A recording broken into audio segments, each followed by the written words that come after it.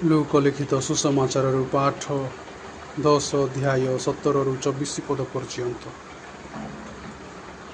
सेही 70 जन शिष्य आनंदरे फेरी आसी कहिले, प्रभु भूत आत्मा माने मध्य आपणक नाम रे आमर वशीभूत हेउछंती। से सेमानंकु कहिले, मु शैतानकु स्वर्गरु बिजुली परी पड़ुथिबा देखिली। देख, सर्प बिछा तथा शत्रु मानकर समस्त शक्ति को पददलित करिबा अधिकार मु तुममानंकु देइअछि। तुमर कौनसी अनिष्ट हेबो नाही। किंतु भूत आत्मा माने तुममानंकर वशीभूत हुअन्ति बोली तुमे आनंदित हुओ नाही, बरम आनंदित हुओ, कारण स्वर्गरे तुममानंकर नाम लेखा होइछि।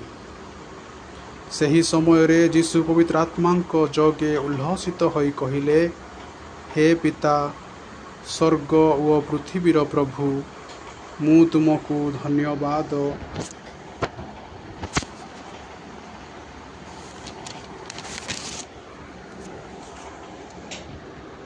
देउछि, कारण तुमे एही विषय गुड़िक ज्ञानी व बुद्धिमान लोकंक ठारु गुप्त रखी शिशु मानंक ठारे प्रकाश करिछ। हाँ पिता, तुम विचार रे एहा ही उत्तम। मोर पिता मते सबु किछि समर्पण करिछंती। पुत्र किए ताहा पितांक व्यतीत अन्य केही जानती नाही, एवं पिता किए ताहा पुत्र व जेउमानंक ठारे पुत्र प्रकाश करिबाकु चाहांती सेमानंक व्यतीत अन्य केही जानती नाही।